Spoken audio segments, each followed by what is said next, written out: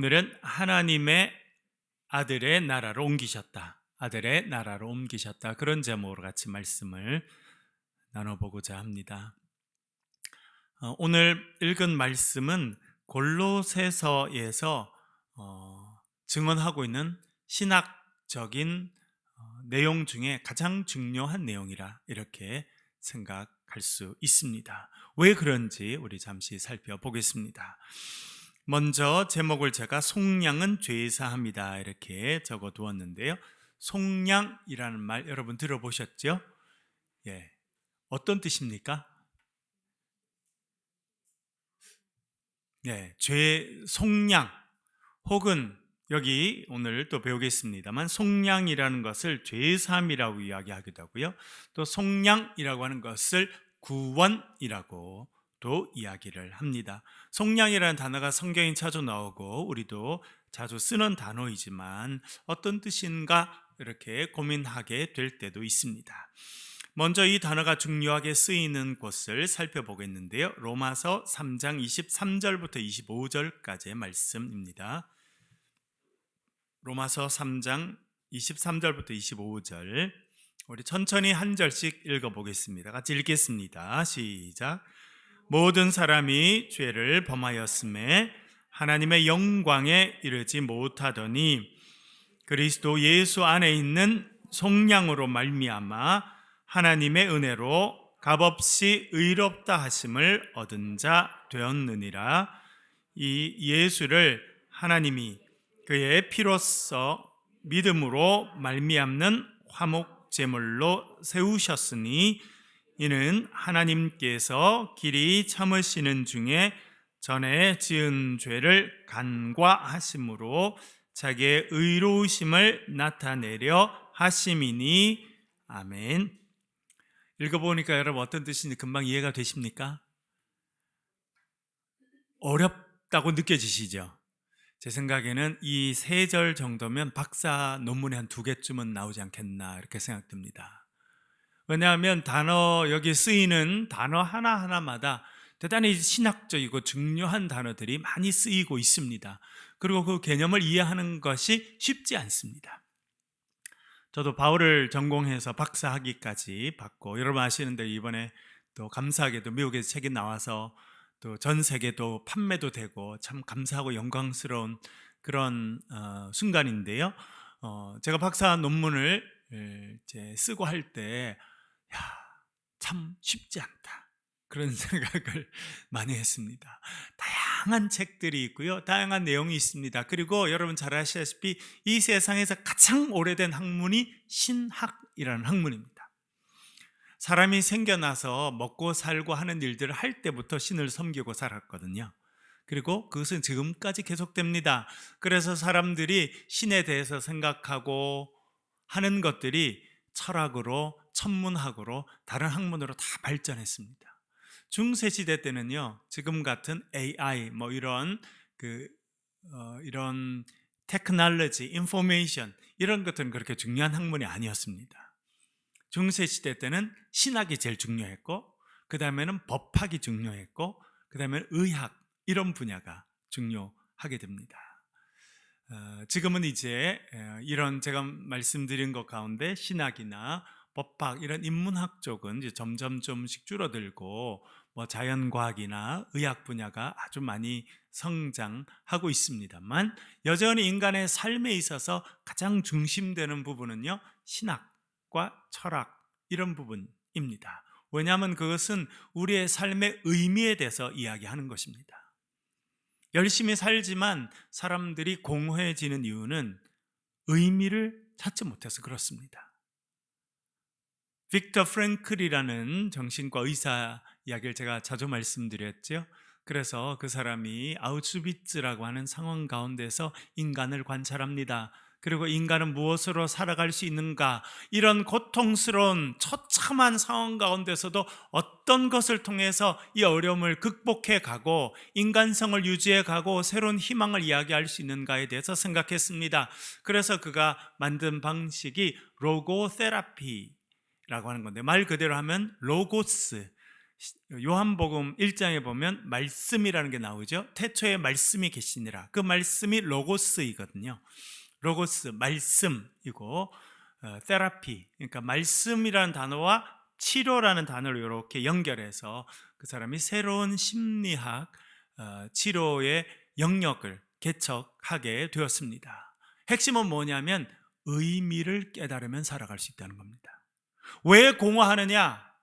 왜 열심히 살다가도 갑자기 절망에 빠지게 되고, 왜 그렇게 인생이 허무하다고 느끼느냐?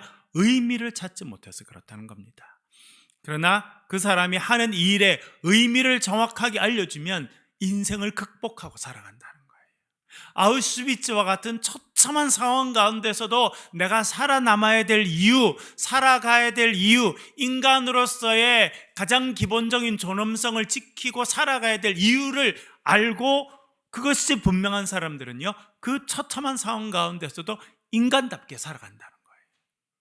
그러나 그것을 알지 못하는 사람은 그런 처참한 상황 가운데 절망해서 죽거나 병들어 죽거나, 또 어떤 사람은요, 허황된 희망을 품고 살다가 희망이 이루어지지 않기 때문에 하루아침에 죽게 되거나 그런 일이 있다는 겁니다. 그리고 참 가슴 아프게도 어떤 사람은 그런 처참한 환경 가운데서 인간성을 점점 버리고 짐승의 모습으로 점점 바뀌어가더라, 그런 이야기를 하고 있습니다. 그가 정신과 의사로서 그곳에서 많은 사람들을 이렇게 치료해주고 상담하고 또 자기 자신의 모습들을 돌아보면서 의미가 중요하다, 그런 생각을 하게 됩니다.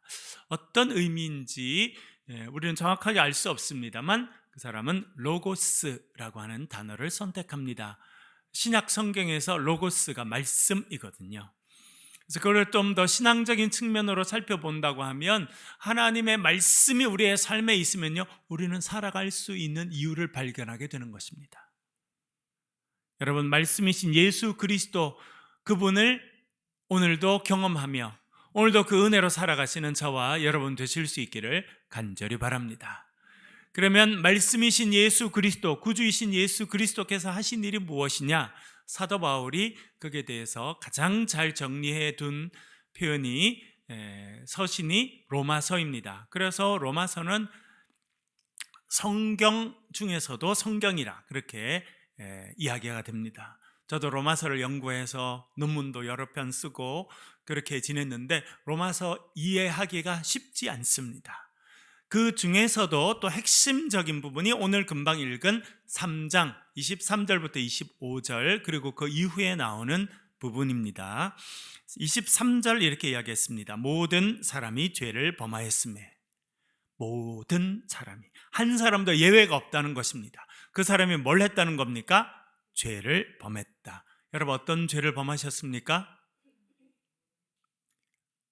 나는 죄 지은 적이 없는데요. 그런 분이 있을 겁니다. 누가 그렇게 전도했더니 우리 인간은 다 죄인입니다 그랬더니 나는 죄를 지은 적이 없는데 무슨 죄인이냐, 그렇게 이야기한다는 것입니다. 네, 여러분, 로마서에 보면 사도 바울이 말합니다. 우리의 인류의 가장 먼저 있었던 사람 아담이 범죄합니다. 아담의 범죄로 인해서 아담의 모든 후손들은 죄를 지은 자들이라는 거예요. 여기서 죄를 범하였다라고 하는 것은 어떤 의미냐? 오늘 우리가 궁극적으로 살펴보겠습니다만 죄의 영향력 아래 있게 되었다라고 하는 것을 의미합니다. 사단이 하와를 유혹하고 하와가 하나님께서 금지하신 나무의 열매를 따먹습니다. 불순종한 거죠. 말씀에 순종하지 않았습니다. 하나님의 뜻에 따라하지 않고 사탄이 시키는 일을 하게 됩니다. 그러면서 죄가 인간의 삶에 들어오게 되었다라고 하는 것입니다. 벌써 사탄이 하와에게 말을 하게 될 때 하와가 그 말을 듣고 그 말이 귀를 통해서 머리로 들어오고 마음에 남게 됩니다. 그랬더니 성경이 뭐라 그럽니까? 그 선악을 알게 하는 나무의 열매를 보았더니 어떻다 그래요? 먹음직도 하고 보암직도 하고 지혜롭게 할 만큼 탐스럽더라 라고 하는 건 벌써 사탄의 말이 그의 생각을 지배하기 시작했다는 거예요. 아마 그 말을 듣기 전에 선악을 알게 하는 나무를 딱 보았으면 무섭다. 내가 저거 먹으면 죽게 될 것인데 그렇게 했을 거라는 거예요. 왜냐하면 하나님께서 그 열매를 따먹지 말라 말씀하셨죠. 그것을 따먹는 날에는 정령 죽을 것이다. 네가 반드시 죽을 것이다. 그렇게 했기 때문에 그 열매를 보면서 먹고 싶다 했겠습니까? 사탄이 속삭이는 그 말이 귀에 들리게 되고 마음에 남게 되고 그것이 귓전에 울리면서 그의 삶의 변화가 되고 그의 관점의 변화가 됩니다. 여러분, 그것은 아주 평범한, 그리고 우리가 지금 복음서를 반복해서 읽고 있는데요. 여러분, 우리가 사순절마다 우리가 복음서를 읽고 있지 않습니까? 저도 복음서를 많이 연구해서 또 논문도 쓰기도 하고 강연도 많이 하고 강의도 하고 그랬는데 읽을 때마다 참 새롭게 느끼는 게 많아요. 그런데 여러분, 복음서에서 반복되는 게 무엇입니까? 믿음. 그런데 그 믿음은 어떻게 생겨납니까? 들음을 통해서 생겨납니다. 반복해서 듣는 말. 어떤 말을 듣느냐? 여러분이 오늘도 어떤 말을 듣고 살아오셨는지 살펴보셔야 되고, 요즘에 어떤 사람을 만나서 어떤 이야기를 자주 듣는지 여러분 너무 중요합니다. 여러분들, 요즘에는 많은 분들이 이제 온라인으로, 그렇죠? 뭐 유튜브나 어떤 그런 동영상이나 그런 것들도 많이 보는데, 많은 분들이 이제 듣던 걸 또 듣게 돼 있어요. 알고리즘이 적용이 돼서 여러분 유튜브 같은 걸 보게 되면 여러분들이 여러 번 봤던 것과 비슷한 것들이 계속 떠오르게 돼 있습니다. 그럼 비슷한 걸 계속 듣게 되죠. 그러면 여러분의 생각들이 그렇게 고정됩니다. 카드라 하는 뉴스도 많고 잘못된 소식들도 참 많습니다. 근데 그걸 지속적으로 들으면 여러분들의 생각이 그렇게 된다니까요. 그래서 원치 않아도 어느 순간 죄의 지배를 받게 될 수 있습니다. 그래서 여러분들이 반복적으로 듣는 말은 너무나 중요합니다.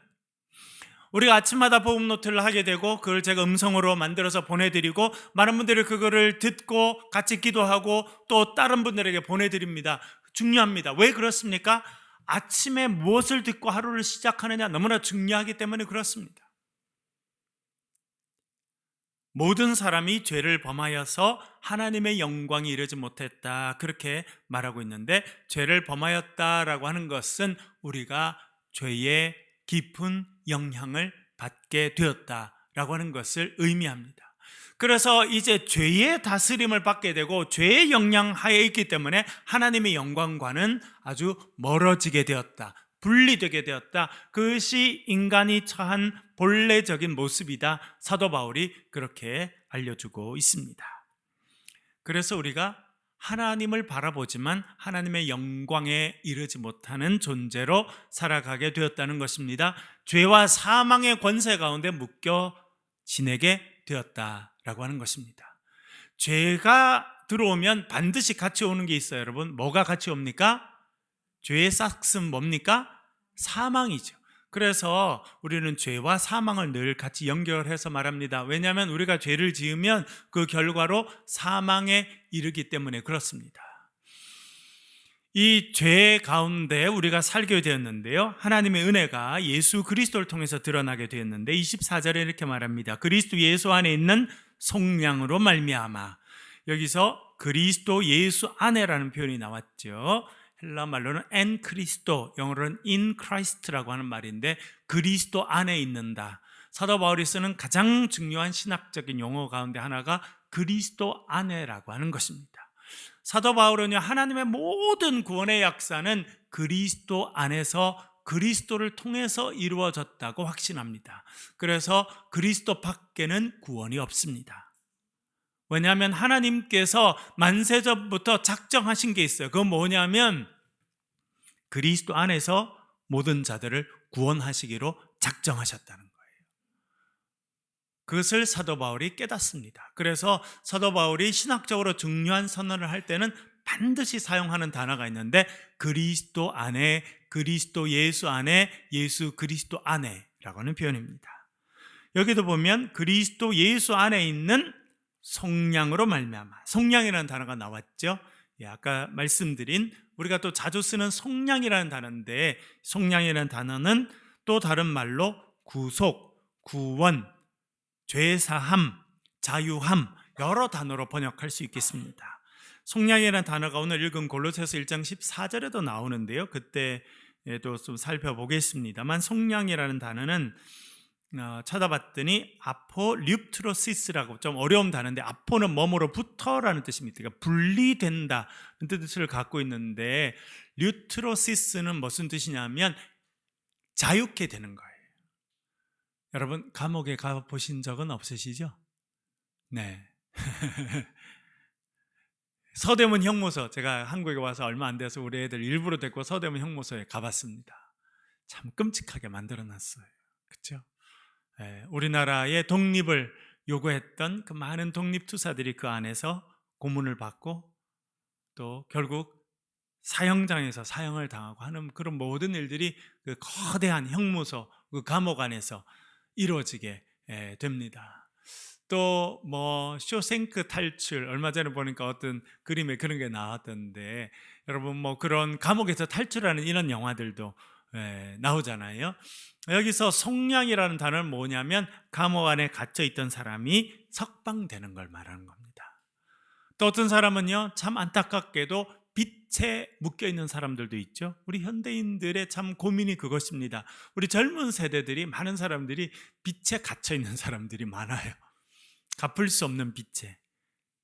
여러분, 그것은 우리 인류가 생긴 이후로 지금까지도 반복된 일 중에 하나입니다. 누군가 살아가는데 돈이 없어요. 그래서 돈을 빌렸습니다. 누군가에게 돈을 빌렸어요. 갚지 못합니다. 그럼 어떻게 됩니까? 신용불량자가 되겠죠. 지금 우리 사회에서는 신용불량자. 예전에는 어떻게 되냐면 그 집의 종으로 팔려가야 했습니다. 그렇죠? 자유가 구속되고 내 삶이 없어지고 다른 사람의 지배 밑으로 들어가게 됩니다. 그게 팔려가는 거예요. 돈을 갚지 못했기 때문에. 여기서 말하는 속량이라고 하는 것은 그런 것입니다. 우리가 죄를 지어서 감옥 안에 갇혀 있다가 풀려나오는 걸 속량이라고 말합니다. 누군가 돈을 빌렸는데 갚지 못해서 그 집에 하인으로 가게 됐어요. 그 집에 팔려가게 됐습니다. 그런데 누군가 와서 우리의 빚을 대신 갚아주고 우리가 벗어나게 되는 것, 그것을 속량이라 말합니다. 마가복음 10장 45절에 보면 예수님께서 말씀하시죠. 인자가 온 것은 섬김을 받으려 함이 아니라 도리어 섬기려 하고 자신의 목숨을 많은 사람들을 위한 뭘로 주기 위해서 오셨다고요? 대속물이라고 그렇게 말하는데요, 대속물을 주고 얻는 것을 속량이라 말합니다. 뭐 우리나라는 요즘에 그런 게 좀 적어져서 참 다행입니다만, 아프리카에 갔더니 참 끔찍한 일들이 많은데 그 중에 하나가 뭐냐면, 한때 우리나라도 있었죠. 인신매매가 여전히 많은 거예요. 옛날에 저도 시골에 다닐 때, 옛날에는 뭐 완전 시골 때는 시골에 사람들이 이렇게 지나가다가 차가 지나가면 손 들고 좀 태워주세요 그러면 태워다 주고 그랬잖아요. 근데 어느 순간에는 그걸 악용해서 그렇게 사람들을 붙잡아 가서 팔아먹는 사람이 생겼습니다. 인신매매죠. 인신매매. 참 안타깝게도 지금도 전 세계적으로 보면 1년에 대략 100만 명 가까운 젊은 여성들과 젊은이들이 인신매매를 당하고 있고 그것이 계속되고 있다, 뭐 이런 인권 보고서가 있는 것을 보았는데요, 여러분. 뭐 제가 몇 년 전에 어떤 영화를 봤더니 어떤 아버지가 있는데 딸이 이제 미국에 살다가 친구들이랑 같이 유럽 여행을 간 거예요. 유럽 여행에 갔는데 누가 준 음료수를 마시고 정신을 잃었어요. 알고 보니까 이제 범죄 조직 가운데 들어가게 된 거죠. 그래서 아빠가 알고 연락하니까 뭘 내놓으라 그래요? 몸값을 내놓으라고. 몸값. 예. 딸을 붙잡은 그 나쁜 사람들이 이 딸을 살리고 싶으면 몸값을 내놓으라는 거예요, 여러분. 그때 요구하는 몸값, 그리고 대신 딸을 구해내기 위해서 주는 그 몸값을 대속물이라고 말합니다. 대속물. 영어로 ransom이라고 말하는데요, 대속물. 우리가 죄에 잡혀 있습니다. 죄의 권한 가운데 잡혀 있습니다. 죄가 우리를 포로처럼 딱 붙잡고 있는데 예수님이 우리를 살리고 싶어 하세요. 이게 죄가 뭘 요구하냐면 몸값을 요구하는 거죠. 대속물, 몸값을 요구해요. 그래서 예수님께서 몸값을 주셨습니다. 예수님께 주신 몸값이 뭐예요? 대속물이 뭡니까? 예수님의 생명이라는 것입니다. 십자가 위에서 예수님께서 우리를 대신해서 십자가를 지시고 피값을 대신 치르셨습니다. 우리의 죄값을 치르셨다는 거예요. 그래서 우리가 예수 그리스도 안에서 속량을 얻게 됐다. 그것은 무엇이냐면 우리가 죄의 권세에서부터 벗어나게 됐다라고 하는 것을 의미하는 것입니다. 그래서 속량은 벗어나는 것, 해방되는 것, 갇혀 있었던 곳에서 벗어나서 자유를 누리는 것을 속량이라 그렇게 말하고 있습니다. 이 속량은 조금 이따가 또 이야기하겠습니다만 곧 죄의 사함이다. 죄의 사함은 뭐냐면 죄의 권세에서부터 벗어나는 거예요. 죄로 인해서 묶여있던 곳에서 벗어나서 해방돼서 자유롭게 되는 것, 그것이 죄의 사함입니다. 물론 여기서 죄 사함이 여러 가지 이제 의미를 가질 수 있겠습니다만 사도 바울이 말하는 기본적인 내용들은 그렇습니다. 그래서 24절 다시 읽어보면 그리스도 예수 안에 있는 성령으로 말미암아 하나님의 은혜로 값없이 의롭다 하심을 얻은 자가 되었느니라. 여기서 중요한 단어가 또 하나님의 은혜죠. 하나님의 은혜. 우리 찬양 가운데도 하나님의 은혜가 있잖아요. 하나님의 은혜. 하나님의 은혜라고 하는 단어는 대단히 중요한데요. 여러분, 제가 언젠가 한번 수요일 날 이때 은혜에 대해서, 은혜라고 하는 단어에 대해서 말씀드렸는데 은혜라고 하는 단어는 카리스라고 하는 단어입니다. 카리스. 원래적인 뜻은 선물이라는 것입니다. 하나님께서 우리에게 주시는 선물이 은혜입니다. 그래서 은혜는 받을 자격이 없는 사람에게 주는 것, 그것을 은혜라고 말합니다. 여러분, 우리가 열심히 일한 다음에 일의 대가로 받는 것은 임금이라고 말하죠. 그거를 선물이라고 말하지 않습니다. 선물은 뭡니까? 내가 뭔가 한 게 없어요. 그 선물을 받기 위해서 뭔가 일을 하지 않았는데도 어떤 분이 오셔서 선물을 내밀어 주는 것, 그것을 그저 주는 것을 선물이라 말하는데 그것이 하나님의 은혜라는 것입니다. 하나님의 은혜는 몇 가지 특징이 있는데 예수 그리스도를 통해서 주신다라고 하는 특징을 갖고 있습니다. 하나님께서 이 세상에 은혜를 주시는데 예수 그리스도를 통해서 주신다는 겁니다. 또 하나님의 은혜의 특징은 무엇이냐면 풍성하다는 것입니다. 하나님의 은혜는요, 한이 없어요. 여러분, 가끔 바닷가에 가보십니까? 바닷물을 수영하다가, 제가 어릴 때 바닷가에서 수영하다가 그러면 안 되는데 애들이 막 장난치다가 바닷물을 꿀꺽꿀꺽 마시죠. 애들이 얼마나 마시면 바닷물이 없어질까요? 없어지지 않습니다. 어떤 바닷가에 있는 아이가 경험하는 그 바다의 넓이와 같은 것이 하나님의 은혜다라고 하는 것입니다. 그리고 하나님의 은혜는요, 조건이 없습니다. 조건이 없어요. 네가 이걸 해야 준다 이런 게 아니고 하나님의 은혜는요, 그냥 주시는 거예요. 그냥. 그리고 하나님의 은혜의 특징 중에 하나는 뭐냐면 우리가 뭔가 하기 이전에 주신다는 겁니다. 생각하기 이전에 준비하시고 생각하기 이전에 우리에게 주시는 것이 하나님의 은혜의 특징이라 그렇게 말씀드릴 수 있습니다. 그 하나님의 은혜로 우리가 값없이 의롭다 하심을 얻은 자가 되었다. 여기서 다시 속량의 의미를 이렇게 번역합니다. 의롭다 하심을 얻게 되었다. 의롭다 하심을 얻게 되었다는 것은 의인이다, 죄 없는 자라고 인정해 주신다는 겁니다. 속량은 죄에서부터 벗어나는 거죠. 감옥에 갇혀 있던 사람이 감옥에서 벗어나는 걸 말합니다. 어떤 사람은요, 또 중독에 빠져 있는 사람들도 있어요.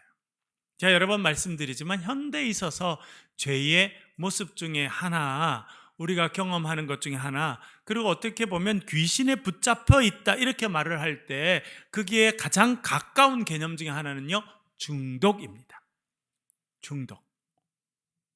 어떤 사람은 알코올 중독에, 어떤 사람은 도박 중독에, 또 여러 가지 중독이 있어가지고요. 사람들이 그게 중독에 탁 빠지게 됩니다.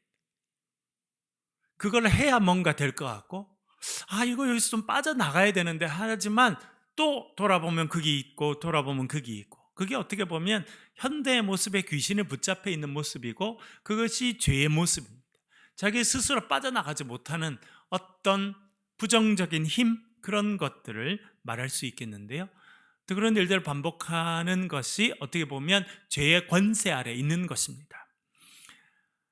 그렇게 하다 보면 죄를 짓게 되겠죠. 그래서 그 죄인인 사람을 이제 죄에서 건져내서 의의 영역으로 옮겨주시는 것, 그것이 구원이고, 그것이 속량이고, 그것이 죄 사함입니다.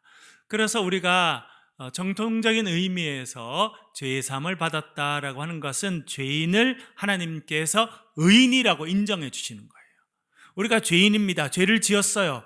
또 죄 가운데 있습니다. 그러나 우리를 죄 없다라고 말씀해 주시는 것, 그것이 속량입니다. 지난번에 제가 한번 말씀드렸는데, 제가 미국에서 유학할 때, 박사과정 할 때 금요일 날 저녁 청년들을 이렇게 가르쳤는데, 그날 이제 저녁을 일찍 먹고 7시쯤 아마 모임을 했던 것 같은데, 열심히 이렇게 가다가 보니까 청년 중에 하나가 그날 생일이어가지고 생각난 거예요. 그래서 옆에 있는 가게에 들려서 케이크를 하나 샀습니다. 케이크 하나 사가지고 오니까 7시 가야 되는데 시간이 좀 늦게 된 거예요. 케이크를 이제 들려서 사느라.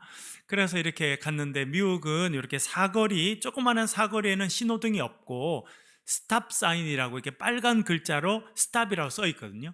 그 앞에 딱 서서 1001, 1002, 1003 이렇게 3초를 쉬어야 돼요. 그게 법이에요. 우리나라는 그게 없습니다. 그걸 경험하고 싶은 분은 여기 있는 옆에 미군 부대 가면 미군 부대 안에 다 그렇게 돼 있습니다. 그래서 제가 딱 그걸 보고 서긴 섰는데 3초 해야 되거든요. 하나, 둘, 셋 이렇게 하고 출발해야 되는데, 저는 하나, 둘, 셋 하고 바로 출발한 거예요. 그랬는데 바로 경찰이 뒤에 따라왔습니다. 윙 이렇게 하고 경찰이 따라왔어요. 자, 한국에서는 경찰을 만나본 적이 거의 별로 없는데, 한국에서 만난 경찰은 참 부드러워서 좋더라고요. 미국에서 만난 경찰은요, 다시는 만나고 싶지 않아요. 얼마나 거칠고 그런지.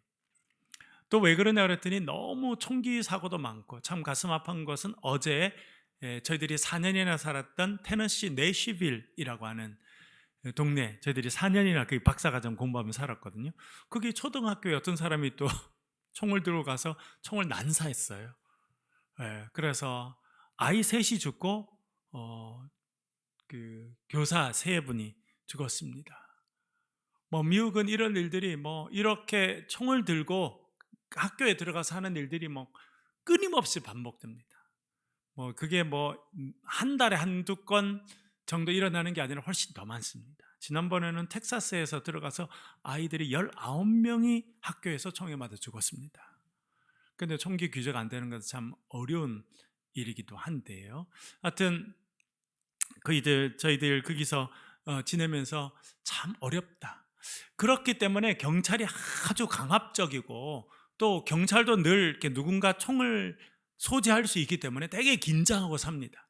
그러니까 미국에서 사실은 총의 위협에 가장 많이 노출되는 사람은 경찰이에요. 그래서 미국에서는 이렇게 하다가 경찰이 딱 오죠. 그러면 이렇게 운전대 위에 손을 딱 올리고 있어야 됩니다. 손을 내리면 안 됩니다. 이렇게 딱 이렇게 손을 보여줘야 되게. 내 손에 총이 없다는 걸 경찰한테 늘 보여줘야 되는. 그러니까 경찰도 얼마나 긴장하고 살겠습니까? 그래서 어떤 그런 일들을 저희들이 경험하고, 경찰이 참 그렇다 그렇게 했는데, 하여튼 딱 경찰이 온 거예요 그날. 그래서 제가 큰일 났다, 경찰에 드디어 잡혔구나. 경찰이 이렇게 하더니 그 유리 창문을 내리라는 거예요. 창문을 내렸어요. 그랬더니 지금 신호를 위반했는지 아느냐, 3초 이상 쉬지 않은 걸 아느냐, 그래서 미안하다고, 알고 있다고.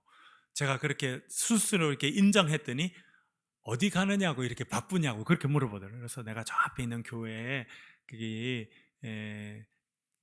청년들 가르치는 목사인데 오늘 모임에 지금 늦었다. 이게 내가 케이크를 사가느라 오늘 모임이 좀 늦어가지고 그랬다. 그러니까 옆에 이제 케이크 있으니까 이렇게 보더라고요. 그랬더니 교회 목사님이시냐고. 그래서 케이크 사가서 청년들 가르치러 가냐고 그러냐고. 그래서 제가 그렇다 그랬더니 그럼 빨리 가시라고.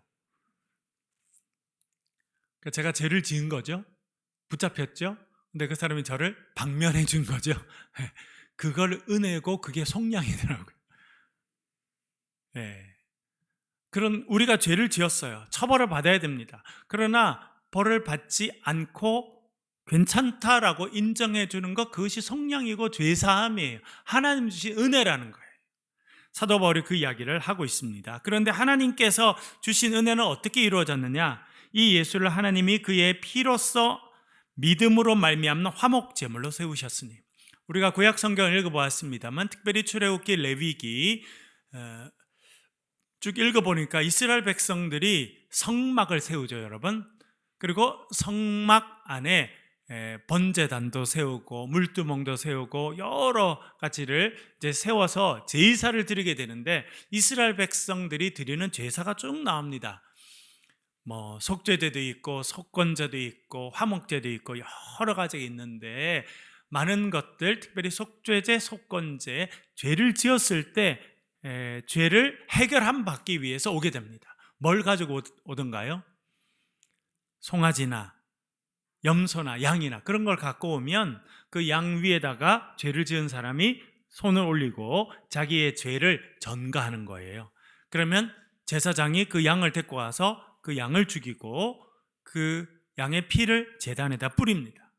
그렇게 하고 그 고기의 일부는 불을 태워서 이렇게 번제로 올려 드림을 통해서 이 사람이 죄 사함을 받게 되는 거예요.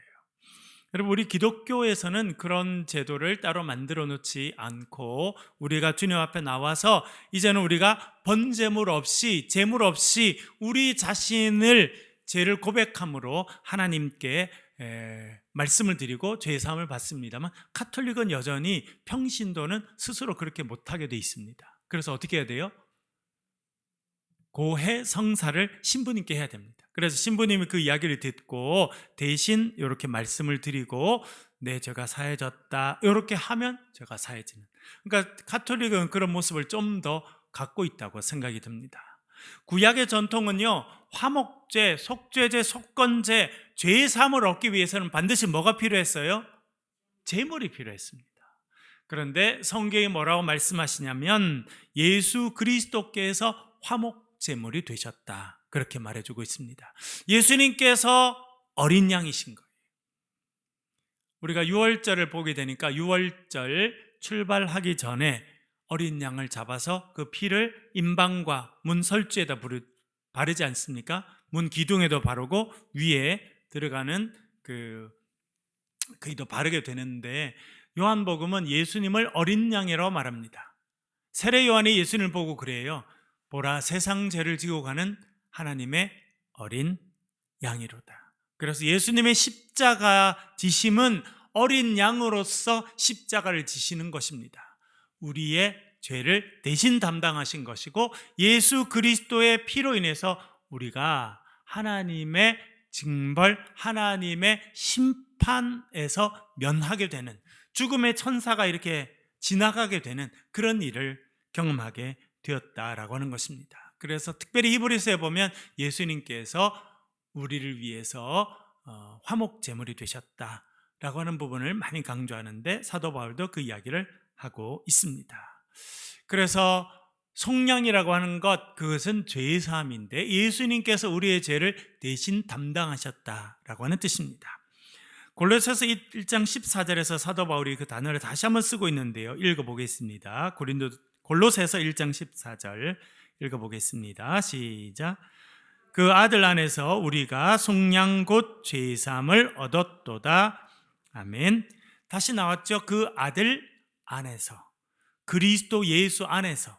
사도 바울은 하나님의 구원의 역사는 그리스도 안에서 이루어진다라고 하는 것을 늘 강조했습니다. 그래서 여기도 그 아들 안에서라는 표현이 나오죠.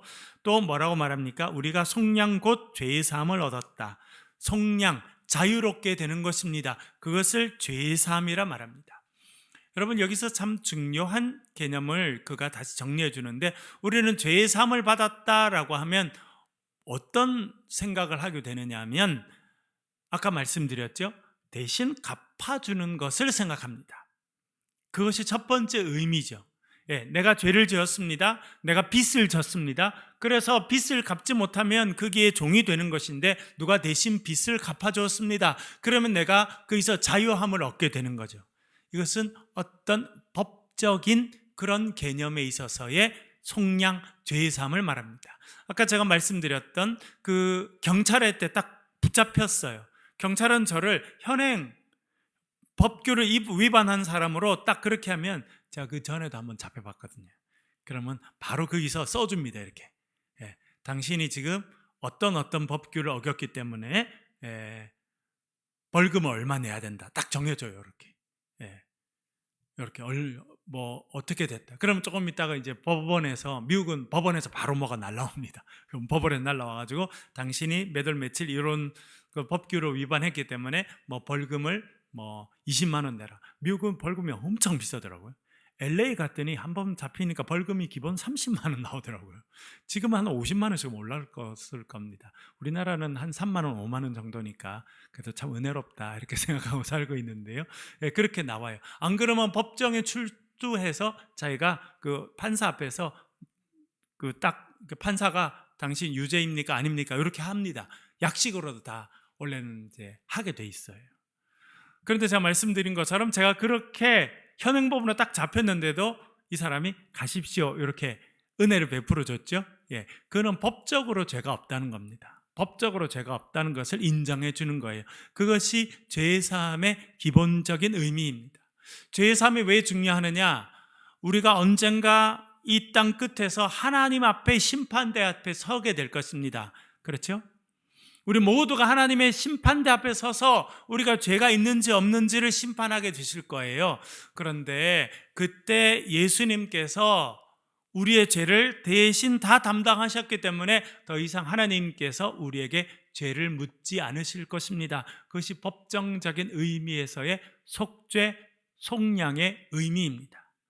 그러니까 여러분, 우리가 마지막 심판대 앞에 서게 되겠지만 우리의 지은 죄를 누가 다 대신 담당하셨다는 겁니까? 예수님께서. 그래서 우리는 마지막 심판대 앞에 서게 되더라 할지라도 예수님의 은혜로 우리가 죄의 정죄를 받아서 지옥에 던져지는 인생들이 아니라 천국으로 들어갈 자격을 얻게 된 자들이 되었다라고 하는 것을 성경이 말해주고 있습니다. 그것이 우리가 전통적으로 알고 있는 중요한 속죄의 개념입니다. 그런데 골로새서 1장 13절 14절에서는요 사도 바울이 또 다른 의미의 속죄를 말해주고 있습니다. 13절 14절 오늘 읽은 말씀인데요, 다시 한번 읽어볼게요. 골로새서 1장 13절 14절 읽어보겠습니다. 시작.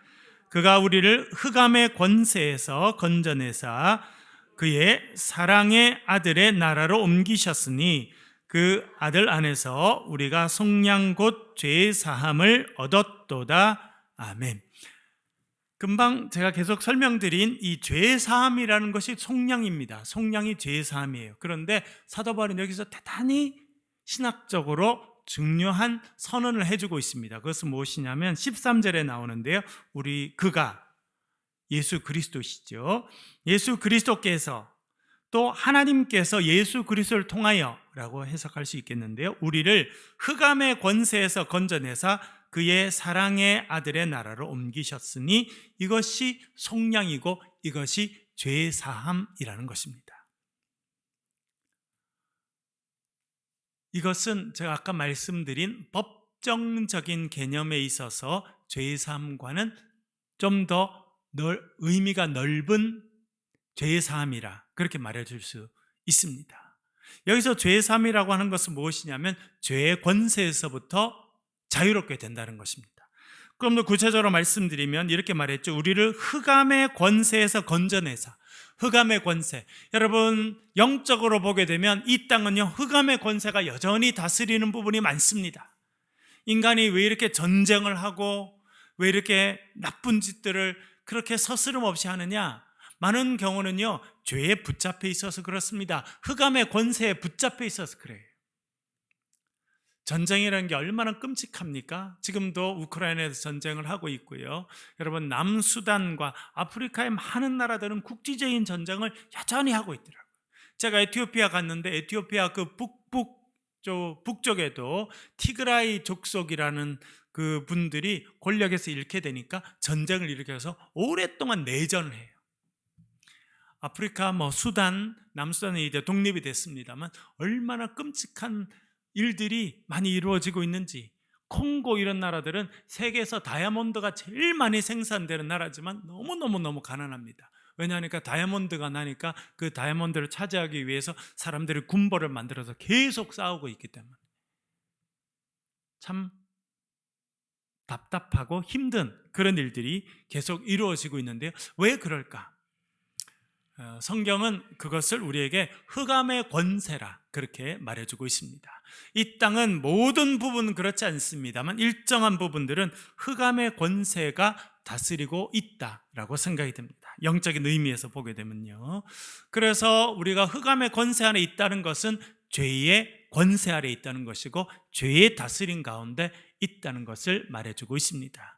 아담 이후로 죄가 이 땅 가운데 오게 되고 죄가 우리를 다스리고 죄가 우리 인간을 감옥 안에 가두듯이 가두고 있는 거예요. 복음서에 보니까 여러분 눈에 띄는 내용들이 여러 가지 있죠. 그 중에 하나가 예수님께서 그 귀신에 붙잡힌 사람들에게 보시면서 귀신을 내쫓아 주시는 모습이 자주 있습니다. 그렇죠? 귀신이 조그만 아이도 붙잡기도 하고 수로보니게 여성의 딸도 이렇게 붙잡기도 하고 심지어 보니까 38년 동안 18해 동안 허리가 굽은 사람도 귀신이 붙잡아서 그렇다고 그렇게 이야기를 하잖아요, 여러분. 그렇죠? 귀신이 딱 붙잡고 있는 그 상태가 흑암의 권세 아래에 있는 것입니다. 성경은 이렇게 말합니다. 흑암의 권세에서 우리를 건져내셨다. 꺼내셨다는 거죠. 감옥에 갇혀있는 우리를 꺼내셨듯이 꺼내셨다라고 하는데 이 꺼냈다는 단어가 아까 살펴본 속량이라는 단어와 가장 가까운 단어입니다. 속량은 뭐냐? 꺼내주는 거예요. 감옥에서 꺼내주는 것이고 깊은 수렁에서 꺼내주는 것이고 절망의 구렁텅에서 꺼내주는 것, 그것이 속량이고 그것이 구원입니다. 그런데 우리를 흑암의 권세에서 건져내셨는데 그리고 어디로 옮기셨다고 말합니까? 그의 사랑의 아들의 나라로. 의자가 계속 쓰여서 좀 어렵습니다만 하나님께서 사랑하시는 아들의 나라로 옮기셨다는 겁니다. 그 나라가 어디입니까? 천국이죠. 아들의 나라로 옮기셨다고 하는 것은 하나님의 아들이 다스리시는 나라로 옮겨주셨다는 것입니다. 그것이 구원이고 그것이 죄 사함이라 말해주고 있습니다. 다시 한번 말씀드리면 우리가 경험하는 구원은 뭐냐면 우리가 죄의 권세 아래 있다가 예수 그리스도께서 다스리시는 나라로 옮겨졌다는 것입니다. 우리를 전에 다스리던 것이 죄의 권세고 사망의 권세였는데 이제는 우리가 성령 안에서 예수 그리스도 안에서 자유를 얻게 된 거예요.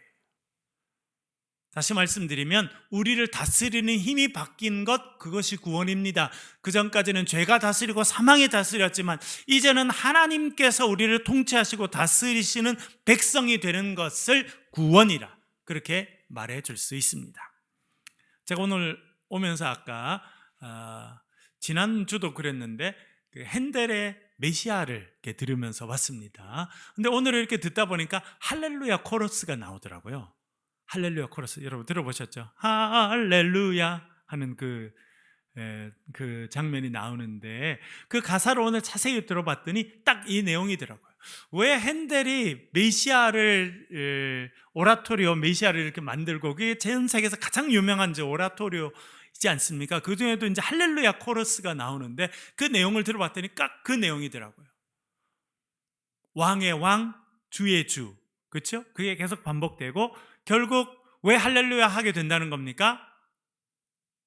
그 주님께서 영원히 다스리시기 때문이다. 그게 할렐루야의 내용이더라고요. 그래서 핸델은 복음의 내용을 정확하게 알고 있었네. 그런 생각을 제가 다시 하였습니다. 내용은 우리가 할렐루야 찬양하게 된 것은 무엇이냐면 우리가 죄의 권세 아래서 죄가 다스리는 나라에 있었는데 이제는 우리를 예수님께서 십자가의 보혈로 부활로 우리를 하나님께서 다스리시는 나라로 옮겨주시고 이제는 하나님의 다스리시는 백성이 됐다는 거예요. 그래서 할렐루야라고 외칠 수 있다는 것을 말해주는 거구나, 그런 생각을 다시 한번 했습니다. 여러분, 할렐루야 코러스가 되면 많은 사람들이 일어나지 않습니까? 예. 그래서 저도 왜 그런가 봤더니 1743년 3월 23일 이 핸델이 영국의 왕립 오페라 극장에서 이것을 이제 연주를 했답니다. 근데 거기에는 이제 영국 왕이었던 조지 2세가 와서 앉아 있었는데, 이 길잖아요, 여러분. 이 오라토리오 메시아가 아주 2시간 반이나 되거든요. 아주 긴데 왕이 앉아서 듣는 거죠. 그런데 이 할렐루야 코러스가 나니까 이 사람이 너무 이제 감격을 해서 이 조지 2세가 왕이 이제 일어나니까 사람들이 왕이 일어나셨네. 그래서 모든 사람이 이제 다 일어나게 돼서 그 이후로는 이제 이 할렐루야 코러스가 되면 사람들이 일어나는 게 이제 예의가 되었다고 그러는데, 그걸 하면서 왜 왕이 일어났을까 제가 생각해 봤어요. 이거는 역사에는 없고 그냥 제가 생각해 본 거예요. 조지 2세가 영국을 다스려도 왕입니다. 그런데 할렐루야 코러스는 뭐라고 말하는 줄 아세요? 왕의 왕, 주의 주가 계신데 그분이 예수 그리스도시고 그분이 다스리신다는 거예요. 그래서 아마 이 조지 2세가 자기가 다스리는 줄 알았는데 자기가 왕이고 자기 마음대로 할 수 있다고 생각했던 것 같은데 그것이 아니고 하나님이 다스리시는 나라구나, 아마 그런 걸 깨닫고 감격하지 않았을까, 이렇게 생각이 됩니다. 여러분, 오늘 본문에서 말하는 죄사함, 속량이 있습니다. 그것은 무엇이냐면 하나님께서 우리를 흑암의 권세에서 건져내셔서 하나님께서 사랑하시는 아들의 나라로 우리를 옮겨주셨다는 거예요. 그래서 여러분, 우리가 구원받았다라고 하는 것은, 죄 씻음 받은 구원의 백성이 됐다고 하는 것은 무엇이냐면 우리가 죄가 아예 없어졌다, 그런 의미보다는 우리가 하나님 나라의 백성이 되었다. 이제는 죄가 우리를 다스리지 못하고 하나님의 영이신 성령께서 우리를 다스리시고 우리를 자유롭게 하시고 우리 가운데 구원의 은혜를 베풀어 주시고 자유와 소망과 기쁨을 주신다, 그런 의미라는 것입니다.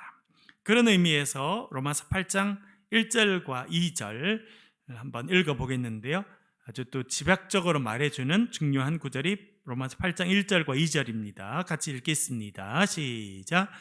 그러므로 이제 그리스도 예수 안에 있는 자에게는 결코 정죄함이 없나니 이는 그리스도 예수 안에 있는 생명의 성령의 법이 죄와 사망의 법에서 너를 해방하였습니다. 아멘. 여기도 또 나오죠. 그리스도 예수 안에 있는 자. 그러니까 하나님의 구원의 역사는 예수 그리스도 안에서 이루어지는 겁니다. 그래서 우리가 그 예수님 안에 있어야 돼요. 예수님 안에 있는 사람에게는 없는 게 있어요. 뭐가 없답니까? 정죄가 없다는 겁니다. 정죄가 무엇입니까? 너 죄인이야 라고 말하는 게 정죄예요. 그래서 너 죄인이니까 감옥 안에 들어가 라고 하는 것이 정죄입니다. 감옥 안에 있는 사람은요, 벌써 정죄함을 받은 사람이에요. 정죄의 결과로 감옥 안에 있는 거예요. 그러나 예수 그리스도 안에 있는 자들에게는요, 정죄함이 없다는 거예요. 감옥 안에 갇히지 않는다는 겁니다. 왜 그러냐면 그리스도 예수 안에 있는 생명의 성령의 법이 죄와 사망의 법에서 우리를 해방하였기 때문이다, 그렇게 말해주고 있습니다. 오늘 읽은 본문으로 보면 우리를 흑암의 권세에서 건져내셔서 하나님께서 사랑하시는 아들의 나라로 우리를 옮겨주셨기 때문이라는 것입니다. 그래서 이제는 우리를 다스리는 힘이 죄가 아니고 사망도 아니고 우리를 다스리는 새로운 힘이 있습니다. 그것이 무엇입니까? 하나님의 영, 예수 그리스도의 영이신 성령이라는 것입니다. 성령이 주시는 것은 해방과 자유입니다. 여러분, 교회 다닌다고 다 자유를 누리고 살아가지는 못합니다. 어떤 사람은요, 교회 열심히 다니고 열심히 봉사하는데도 율법에 갇혀 있는 사람들도 있습니다. 스스로 율법에 갇히고 다른 사람들도 율법에 가두는 사람들도 있어요. 바리새인들이 그렇게 살았습니다. 가장 종교적으로 열심인 사람들이 바리새인이었지만 그들도 스스로 율법에 붙잡혔고 다른 사람들 율법 안에 갇혀서 서로 정죄하며 살았습니다. 그래서 예수님께서 그렇게 종교적으로 열심히 했던 바리새인들을 책망하신 이유는 그들이 교회 안에 성전 안에 있지만 여전히 정죄 안에 사람들을 가두었기 때문에 그렇습니다. 여러분, 그래서 우리가 누려야 될 자유는요, 성령 안에서의 자유입니다. 오늘 성령께서 예수 그리스도를 통해서 허락하시는 해방과 자유와 기쁨을 누리며 살아가시는 저와 여러분 되시길 간절히 바랍니다. 우리 한번 기도하겠습니다. 기도하실 때 말씀을 가지고 한번 기도하겠습니다. 하나님, 우리가 때때로 근심 가운데, 걱정 가운데, 정죄함 가운데 있을 때가 있습니다.